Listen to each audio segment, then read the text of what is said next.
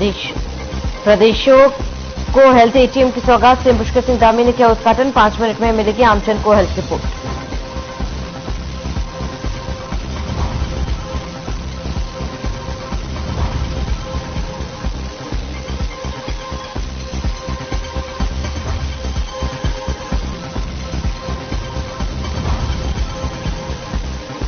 देहरादून में कृषि मंत्री गणेश जोशी ने दी जानकारी। फसल की गिरदावरी को लेकर कई बात कहा, मैं अधिकारियों से लूंगा पूरा विवरण।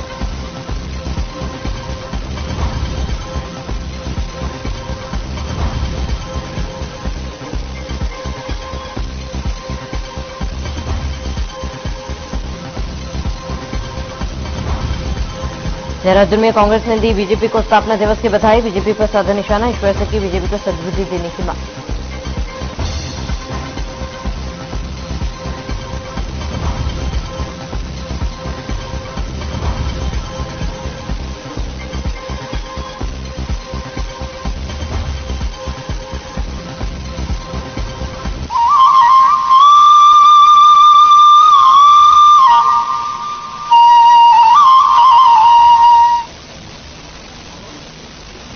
नमस्कार, स्वागत है आप सभी का। मैं हूं आपके साथ शाफिया पटनायक। बुलेटिन की शुरुआत करेंगे। भारतीय जनता पार्टी ने अपना 44वां स्थापना दिवस मनाया और इस अवसर पर उत्तराखंड में भी बीजेपी ने प्रदेश भर में धूमधाम से स्थापना दिवस को मनाया।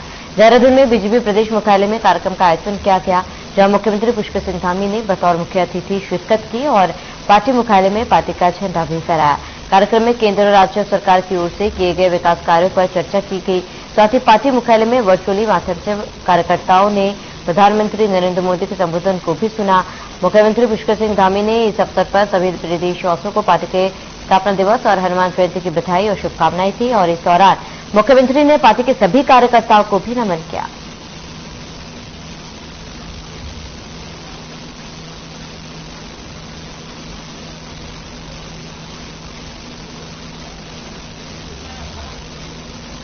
आज हमारी पार्टी के 44 स्थापना दिवस पर देश के प्रधानमंत्री आदरणीय नरेंद्र भाई मोदी जी द्वारा प्रत्येक देश के बूथ स्तर के कार्यकर्ताओं का मार्गदर्शन किया। हमारे उत्तराखंड में भी हमने सभी जिला केंद्रों पर, मंडल स्थलों पर और बूथ स्तर पर प्रधानमंत्री के उद्बोधन को कार्यकर्ताओं को सुनाने का पूरा कार्यक्रम से तय किया था। और मुझे बताते खुशी है, अभी तक की जो जानकारी हमको प्राप्त हुई है, लगभग 90% बूथों पर हमारे कार्यक्रम हुए। देखिए, जब राज्य नहीं बना था तो उस समय राज्य के अंदर बहुत सारी विकास के काम थे, चाहे वो सड़कों के हों, चाहे इस्टेब्लिशमेंट के हों, चाहे अनेकों काम हों।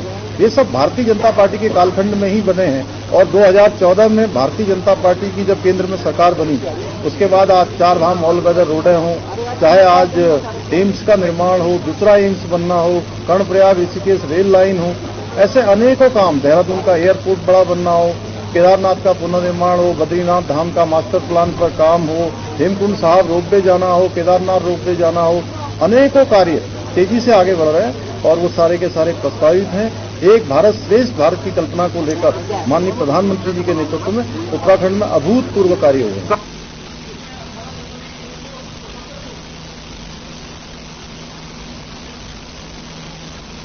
तो बारिश और ओलावृष्टि से उत्तराखंड में किसानों को काफी नुकसान हुआ है, जिसके आंकलन के लिए कृषि मंत्री गणेश जोशी ने अधिकारियों के साथ बैठक भी की। बैठक में किसानों को प्रधानमंत्री फसल बीमा योजना के तहत किस तरह से मुआवजा दिया जा सकता है, इस तमाम बिंदुओं पर गहनता से चिंतन मंथन हुआ।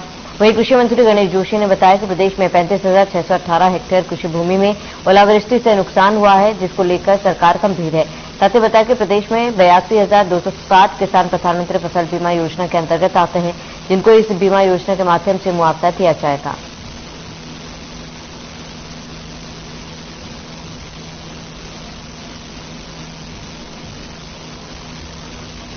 तो पीएमएफबीवाई को लेकर कृषि मंत्री गणेश जोशी ने बैठक की थी और अधिकारियों के साथ उनकी ये बैठक रही,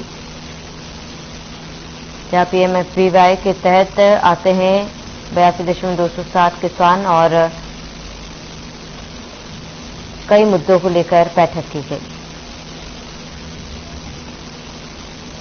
तो उत्तराखंड के कृषि मंत्री गणेश जोशी ने राहुल गांधी पर पलटवार करते हुए उन्हें बीजेपी कार्यकर्ता बता डाला। उन्होंने कहा कि राहुल गांधी जो भी बयान देते हैं उससे बीजेपी को ही फायदा होता है।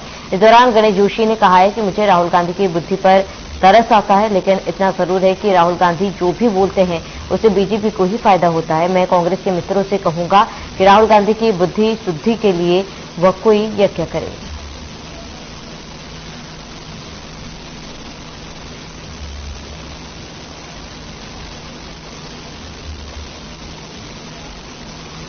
मैं तो ये कहूंगा कि वो हमारे बहुत अच्छे कार्यकर्ता हैं।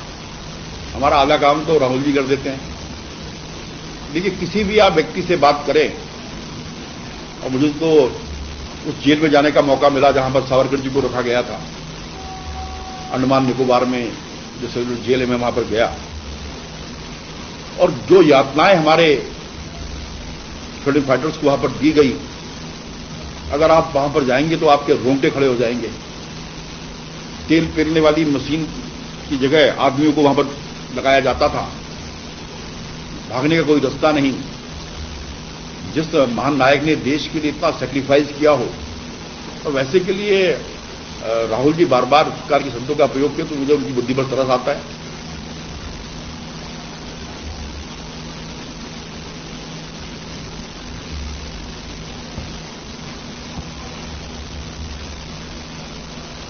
हनुमान जन्मोत्सव हरिद्वार में भी बड़ी धूमधाम से मनाया गया है। इस बार हरिद्वार में हनुमान जन्मोत्सव पर सुरक्षा के कड़े प्रबंध किए गए। दरअसल पिछले साल हनुमान जन्मोत्सव पर भगवानपुर के डाटा जलालपुर गांव में निकाली गई शोभा यात्रा पर पथराव हो गया था, जिसके बाद क्षेत्र में भारी हिंसा हुई थी, जिसे लेकर इस बार पुलिस और प्रशासन पहले से ही सतर्क रहा। हनुमान जन्मोत्सव पर निकाली जाने वाली शोभा यात्रा के दौरान पुलिस और पीएससी ने मोर्चा पहले ही संभाल लिया था। सीसीटीवी और ड्रोन कैमरे की मदद से सभी थाना क्षेत्र में निकलने वाले शोभा यात्रा में बेहद कड़ी निगरानी रही।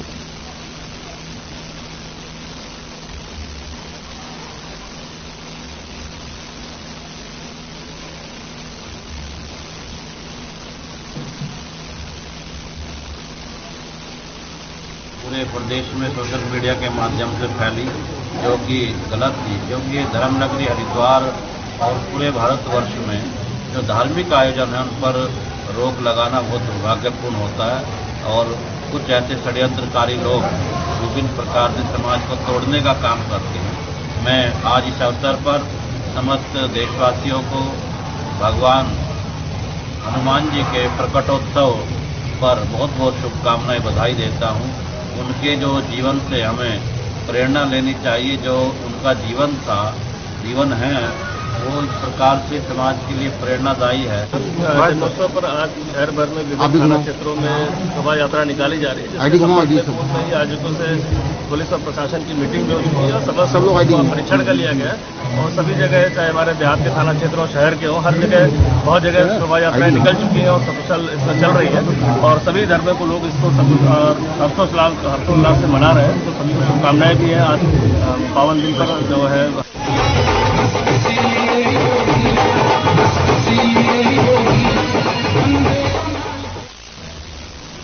उत्तराखंड में स्वास्थ्य सेवाओं के क्षेत्र में राज्य सरकार ने एक और बड़ी सफलता हासिल की है। अब हेल्थ एटीएम मशीन के जरिए महज 5 मिनट के भीतर आम व्यक्ति को उससे संबंधित सभी जरूरी जांच कराने के साथ ही रिपोर्ट भी मिल सकेगी। खास बात यह है कि इन रिपोर्ट्स को प्रतिष्ठित हॉस्पिटल और डॉक्टर स्वीकार भी करते हैं। राजधानी देहरादून के सचिवालय में मुख्यमंत्री पुष्कर सिंह धामी ने, स्वास्थ्य मंत्री धन सिंह रावत और स्वास्थ्य सचिव डॉक्टर राजेश कुमार ने नई मशीनों का उद्घाटन किया। इस मौके पर मुख्यमंत्री पुष्कर सिंह धामी ने कहा कि इन मशीनों से चारधाम यात्रा मार्ग और कैलाश मार्ग पर भी इस मशीन को स्थापित किया जाएगा।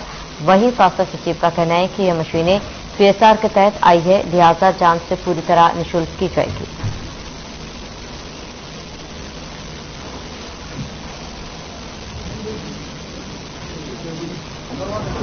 ये हेल्थ एटीएम जो पूरे हमारे चारधाम यात्रा रूट पर लगेंगे और कैलाश मानसरोवर यात्रा रूट पर लगेंगे। 50 की पहले ही हमने एमओयू कर लिया था और 15 और लग रहे हैं।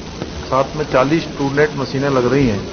इसमें इंडियन ऑयल कॉरपोरेशन है, यस बैंक है और हमारा जेके टायर है। इन सब लोगों ने जो है आगे बढ़कर इस पर काम किया है।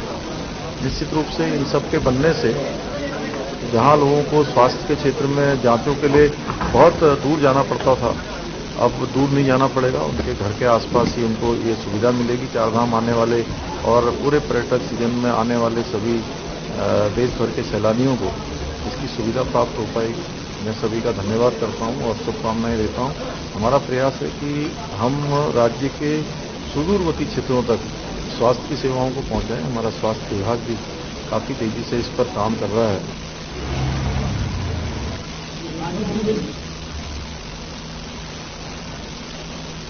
सुबह के मुख्यमंत्री पुष्कर सिंह धामी सेलाकुई पहुंचे, जहां उन्होंने शीशमबाड़ा क्षेत्र में स्थापित किए गए इंटरनेशनल स्कूली जीडी गोयंका पब्लिक स्कूल का उद्घाटन किया। कार्यक्रम के दौरान शिक्षा मंत्री धन सिंह रावत, देहरादून मेयर सुनील उनियाल गामा सहित कई लोग मौजूद रहे। इस दौरान मुख्यमंत्री धामी ने स्कूल प्रबंधन के प्रयास की तारीफ करते हुए कहा कि देहरादून के अन्य शिक्षण संस्थाओं की तरह यह स्कूल भी मील का पत्थर साबित होगा। वहीं सीएम धामी ने कहा कि प्रदेश में नई शिक्षा नीति लागू की गई है, जिसमें शिक्षा में सुधार आएगा।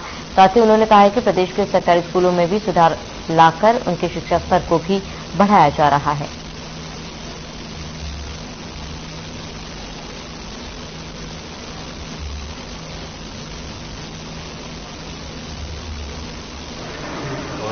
हम बड़े खुश हैं। ये पहला स्कूल है जो आपको सारी वर्ल्ड क्लास की फैसिलिटी लेके आए, अच्छी एजुकेशन और उसके साथ अच्छे स्पोर्ट्स।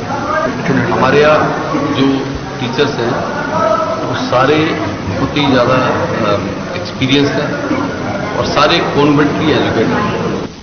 सभी को अच्छी शिक्षा मिले और हमारे देश के यशस्वी प्रधानमंत्री मोदी जी जो नई राष्ट्रीय शिक्षा नीति लाए, नई राष्ट्रीय शिक्षा नीति हमारे प्रदेश के अंदर लागू हो गई है और उत्तराखंड पहला राज्य जिसने शिक्षा नीति को यहाँ पर लागू किया है। आज यहाँ पर स्कूल खुला है और का स्कूल निश्चित रूप से मैं समझता हूँ ये श्रृंखला आगे चलती रहेगी और ये हमारे यहाँ पर अच्छा रहेगी।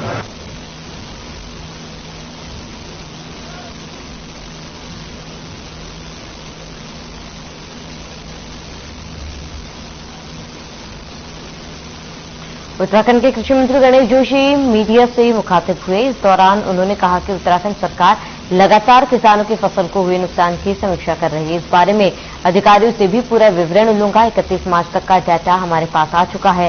साथ ही उन्होंने बताया कि पूरी रिपोर्ट आने के बाद लोग इंश्योरेंस से कवर हैं। भारत सरकार के मानक के अनुरूप किसानों की मदद की जाएगी। इस संकट की घड़ी में सरकार किसानों के साथ खड़ी है। गणेश जोशी ने बताया कि इस बारे में मैंने मुख्यमंत्री से भी बात की है। उन्होंने भी हर संभव मदद का भरोसा दिया। सुरक्षा कर रही है। अभी 12 बजे मैंने आज तक की पूछने की जानकारी के लिए अधिकारियों को बुलाया है। 31 मार्च तक का डाटा हमारे पास आ चुका है और आज पूरी रिपोर्ट आने के बाद जो लोग इंश्योरेंस से कवर्ड हैं उनको निश्चित मुआवजा दिया जाएगा।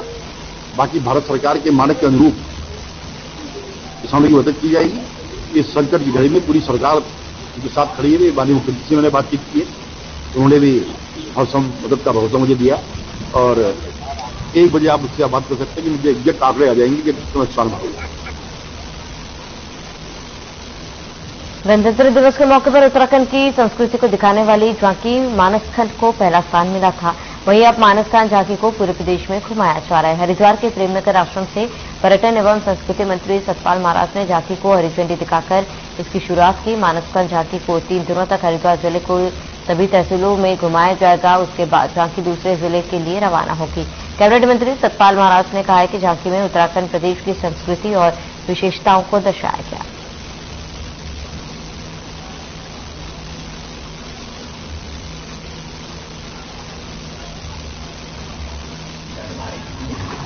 उत्तराखंड राज्य की झांकी जो 26 जनवरी को हमारे देश के अंदर जिसने प्रथम स्थान प्राप्त किया, हमारे लिए बड़े गौरव की झांकी है और ये 3 दिन तक 6, 7, 8 को हरिद्वार में रहेगी। यहां पर हरिद्वार में नारसेन, भगवानपुर, बादराबाद, रुड़की में, खानपुर में सब जगह की जनता इसको देखेगी और ये हमारे लिए बड़े गौरव का विषय है क्योंकि इसके अंदर पूरी उत्तराखंड की झलकियां दिखाई गई हैं और उत्तराखंड का पूरा चित्रण किया गया है। हमारी संस्कृति को इसमें उजागर किया गया है।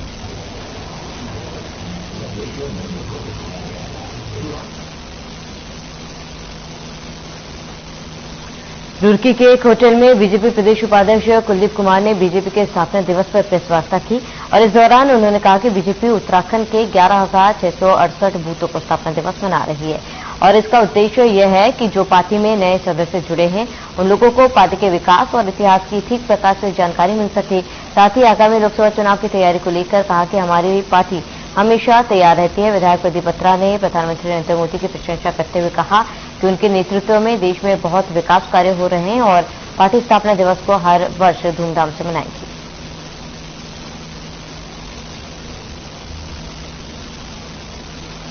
भव्य कार्यक्रम किया और सभी बूथों पर झंडा लहराने का कार्यक्रम आज था।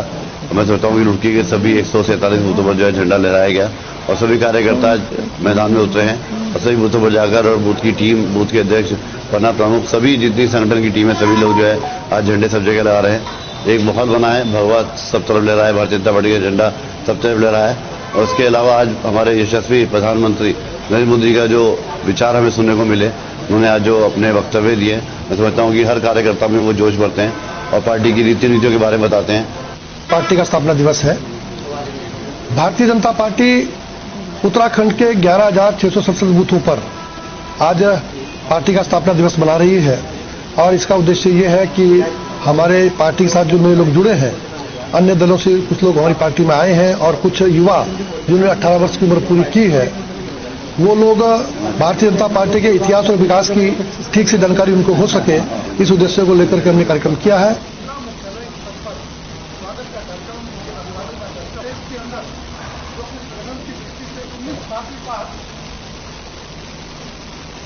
बीजेपी के स्थापना दिवस के मौके पर पचवाथून क्षेत्र में ब्लॉक सहित बूथ स्तर पर कार्यक्रमों का आयोजन किया गया। इस क्रम में विकासनगर में विधायक आवास पर आयोजित कार्यक्रम के दौरान क्षेत्र विधायक मुन्ना सिंह चौहान ने पार्टी के झंडे का रोहण किया। साथ ही पार्टी के दिवंगत नेताओं के चित्रों पर पुष्पांजलि अर्पित कर उन्हें श्रद्धांजलि दी। इस मौके पर विधायक मुन्ना सिंह चौहान ने कहा है कि आज पार्टी के स्थापना दिवस के मौके पर जगह जगह कार्यक्रमों का आयोजन किया जा रहा है। उन्होंने कहा कि आज भाजपा देश ही नहीं विश्व की सबसे बड़ी और लोकप्रिय पार्टी बन गई है।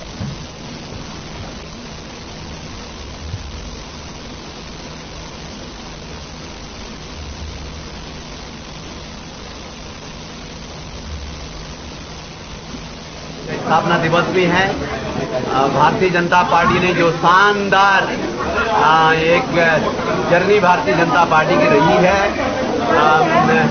उसको से भारतीय जनता पार्टी बहुत उत्साहित है और भारतीय जनता पार्टी के हर कार्यकर्ता ने आज संकल्प लिया कि मां भारती की सेवा के लिए भारतीय जनता पार्टी 24/7 बेसिस पर हमेशा समर्पण करने के लिए तैयार रहती है और भारतीय जनता पार्टी का कार्यकर्ता इस उत्साह के साथ काम करता है।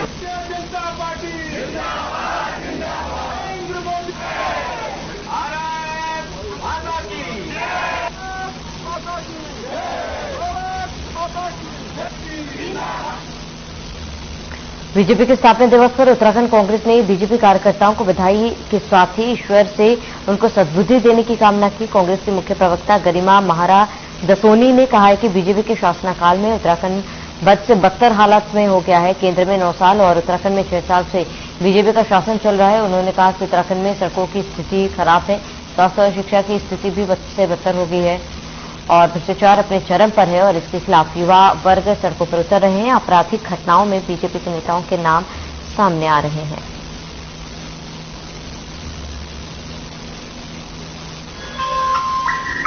नहीं, किसने कह दिया आपसे कि कांग्रेस पार्टी तैयारी नहीं कर रही है? आए दिन कभी महानगर और जिला स्तर पर आपको कार्यक्रम दिख रहे हैं। पहले भारत जोड़ो यात्रा 4000 किलोमीटर की कांग्रेस ने निकाली, फिर हाथ से हाथ जोड़ो यात्रा के तहत घर घर में लोगों के संग संवाद स्थापित किया और अब राहुल जी के साथ जो प्रकरण हुआ है, जिस तरह से उनकी अलोकतांत्रिक तरीके से सदस्यता रद्द की गई है, उसको लेकर 1 महीने का हमारा चार्ट तैयार हो गया है और हम जनता के बीच में उतर चुके हैं। हर बार तो कोई ऐसी बात नहीं कर सकते जिसके ऊपर सेना के ऊपर राजनीति कर सके या धर्म के ऊपर राजनीति कर सके। राम मंदिर का मुद्दा हाथ से निकल चुका है, इसलिए अब नया कुछ सोचना है तो फिर हाथ पांव को मारने पड़ेंगे।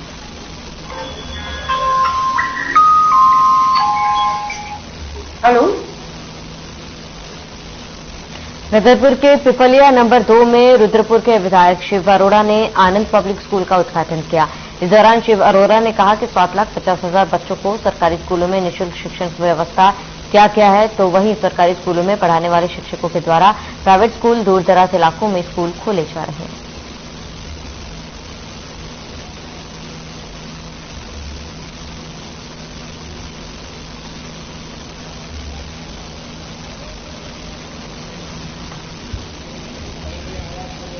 सरकारी स्कूलों में भी बहुत तेजी से पढ़ाई हो रही है।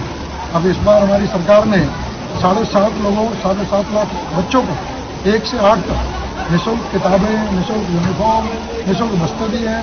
कक्षा 9 से लेकर 12 तक 3.5 लाख बच्चों को दिए। तो सरकारी स्कूलों में धीरे धीरे बहुत बड़ा परिवर्तन आ रहा है। लेकिन विशेष रूप से शिक्षा जो बहुत अच्छे शिक्षा क्षेत्र में काम कर रहे हैं वो प्राइवेट भी खोलते हैं। तो ऐसे ही आज एक आनंद पब्लिक स्कूल है जो यहाँ पर एक आदित्य सरकार की है जो शिक्षा से बहुत करीब जुड़े हुए हैं।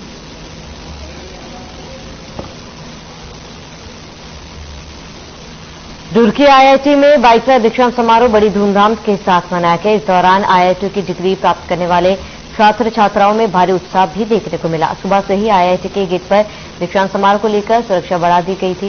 बिना अनुमति के बाहरी व्यक्तियों के प्रवेश पर भी पूरी तरीके से प्रतिबंध था। इस दौरान 2022 छात्र छात्राओं को डिग्री प्रदान की गई, जिसमें स्नातक, स्नातकोत्तर और डॉक्टरेट की उपाधियों में शामिल थी। वहीं 1005 स्नातक, 6038 स्नातकोत्तर और 379 डॉक्टरेट की उपाधियां छात्र छात्रा को वितरित की गई। इस दौरान आईआईटी प्रबंधन ने विशेष इंतजाम किए थे। हालांकि इस दीक्षांत समारोह में केंद्रीय मंत्री धर्मेंद्र प्रधान को पहुंचना था, लेकिन आवश्यक कार्य होने के कारण केंद्रीय मंत्री धर्मेंद्र प्रधान ने वर्चुअल माध्यम से छात्रों को संबोधित किया।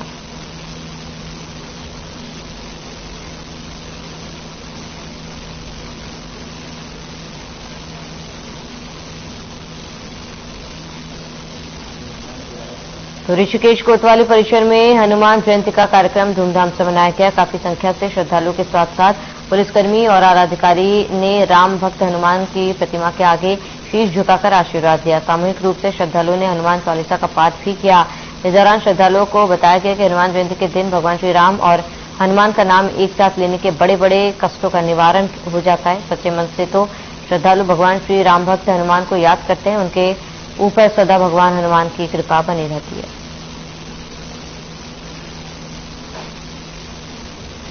कोतवाली परिसर में हनुमान जयंती मनाई गई। श्रद्धालुओं ने हनुमान चालीसा का पाठ भी किया और बड़े ही धूमधाम से हनुमान जयंती को मनाया गया। तो कोतवाली परिसर में हनुमान जयंती मनाई गई।